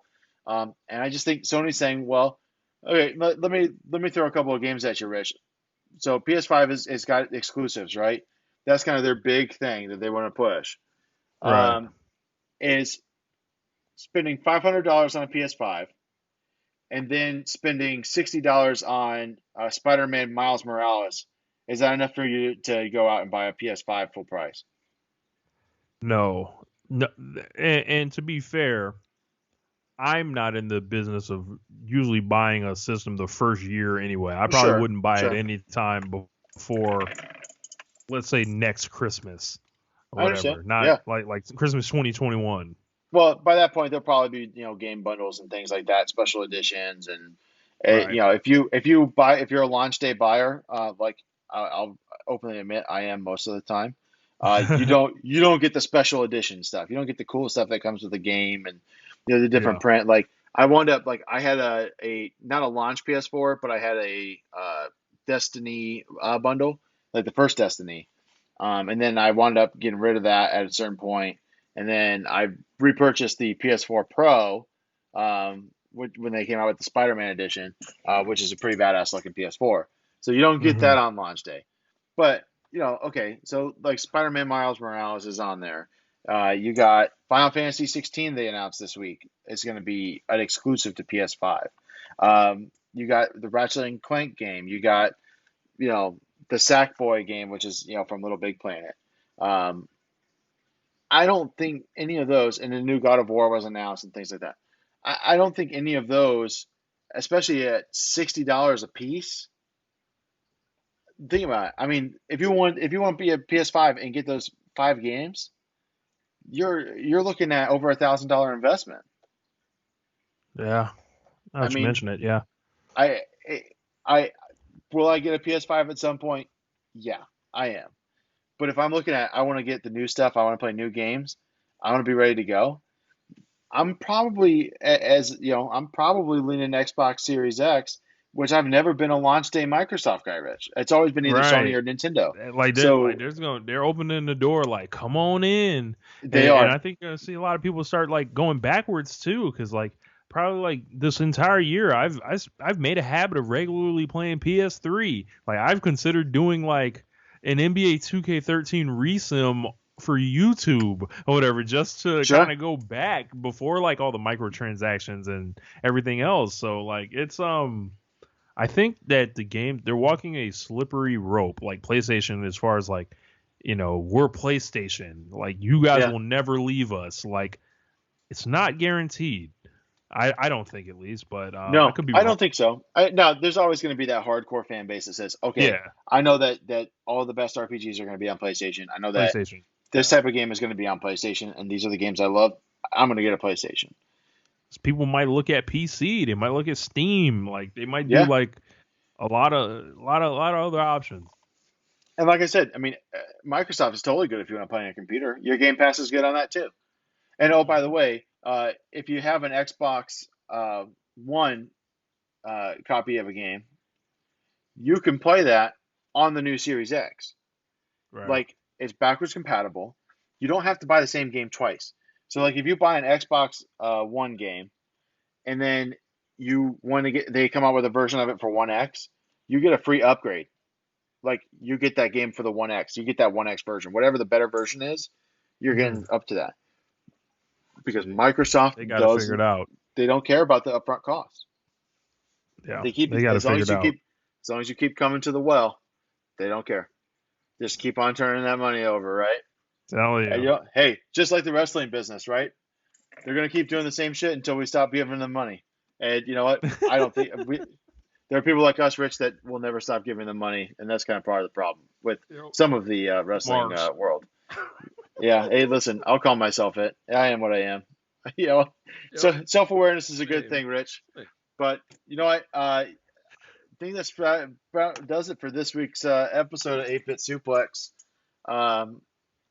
Great having you on, Rich. Love to have you on again.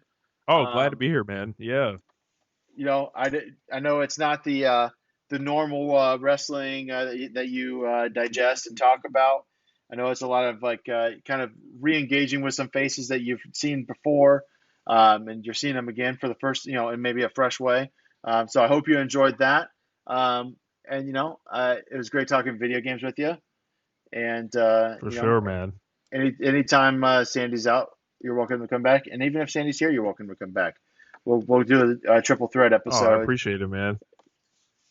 We have to have you guys you know, come over to ONR one of these weeks. Listen, I am happy to be on ONR anytime that you want to have me. I will say, you know, if you and James start talking hip hop, and it's not in between 2002 and 2005 mainstream hip hop, I might not be able to participate in that conversation. You know, if you want to talk about T.I.'s Rubber Band Man, you know, I'm your guy. Any David Banner era yes, stuff, sir. you know, I can talk about that stuff. Although, yeah, I will say that, and just a funny quip before we get out of here. When T.I. came out with What You Know, my dad heard that song. Yep. My dad is absolutely no rhythm. And he keyed in on literally just the part where he goes, "What you know about that?" And so my dad would just walk around going, "What you know about that?" And it was just like that kind of. Oh man, that must have been horrible. It was really bad and became unbearable when he started referring to himself as Mikey Mike. So incredible. Yeah. So, you know, hopefully that explains, you know, to, you know, some of, you know, where my quirkiness comes from is, you know, from my dad being kind of a weird dude with no rhythm. But, you know, that's to say, happy to be on the show anytime. You're obviously welcome here anytime. You know, definitely check out One Nation Radio on the Social Suplex Podcast Network, as well as all of our other shows. Our show is not the only new show. We also have Grave Consequences, where they break down Lucha Underground. We have, I believe it's called Great Match Generator. Is that what it's called, Rich? Yes. Yep. With Danny. And then, of course, you know, Ricky and Clive, All Things Elite. Of course, you know, the Ace of Podcast. Keeping It Strong Style. Ricky and Clive. Roman, watch this shit. We got a lot of shows. There's a lot of shows. We went. You know, it's like a 5-show network to now, I think like a 9-show network. You know, there's it feels like there's new show feeds showing up every time I go to upload, and that's a great thing. I love spending time with you guys every week. Love talking wrestling, talking video games. Hope you enjoy it too. Rich does the intro and outro music for this podcast. You do the intro for Keeping It Strong Style as well as One Nation Radio. And that's not the only music you do, Rich. So I'll let you go ahead and get your plugs in, bud. All Things Elite also. All Things Elite on also. The intro too. Yeah, I just dropped a music video this week for my song called Imagine. So it's on my YouTube channel. If you just type in Rich Latta Imagine video, you'll see it pop up. Check Yeah, it I'll put the out. link in the show notes also. For sure, man. But yeah, or Rich Latta on Spotify. Check me out. Yeah, and I'm not just blowing smoke. I listen to Rich's stuff um, when I'm just driving around the car, even with my kids. My kids are too young to know what some of those words mean. Um, so we kind of get away with it there. But it'll switch between like they'll ask to hear your rap stuff, and then they'll be like, "Oh, but what about the one? What about your song, Dad? That he made that they call you Uncle Rich. They met you once." I think with my kids, it's just kind of like everybody they meet's their uncle or aunt. I think because we have a pretty big That's extended funny. family. So your Uncle Rich, and they're like, "Oh, what about that song Uncle Rich made for your radio show?" Because they don't understand what a podcast is, so we call it a radio show. So Yeah. we'll switch. I'll throw that. I'll throw on the 8-bit intro, and they're like, "Okay, we can listen to Uncle Rich's other music now." Yeah, so we're gonna. And then Oh my man, daughter that's will be like, awesome. "I want to listen to Tots," which is a Disney show soundtrack. So we keep a balance between Rich Latta, Tots, Wiggles, 8-bit intro. Hey We keep it man, loose in the I'm car. trying. I'm trying to hit that demographic. I need the kids. Well, I heard once upon a time that Trick loves the kids, so maybe Rich Latta loves the kids. Yes. Yes, man. You never know. You never know. All right, man. Well, hey, listen, we rambled on here at the end. Definitely go check out Social Suplex. Check out 8-Bit Suplex on Twitter. Check out One Nation Radio. Check out all the shows on Twitter. Social Suplex on Instagram. Head on over to Pro Wrestling Tees /Social Suplex. Get yourself to the official merch. With that, Rich, you got anything else for the people? Everybody wear mask. Yeah, wear a mask, wash your hands, social distance. Wash We'll your get out of ass. this. Yeah, yeah. I was, as James always loves to say, wash your ass. Yep. All right, I think that's the send off. So, everyone, we'll see you next week. We'll have a different guest host in the seat with me. Someone making his podcast debut, I believe. I'm excited for it. I know Rich, you'll tune in for it. Oh yeah, this is gonna be great. Is Can't this wait. this is a guy, and I'll just give this teaser in. We're the two dads in the group chat. So we had theorized about doing a dad pod, but then decided that two sub middle aged white men on the internet didn't need another podcast. But we're giving it to you anyways. So tune in next week for the special dad edition of 8-Bit Suplex. And with that, we'll see you next week. See you later. Peace.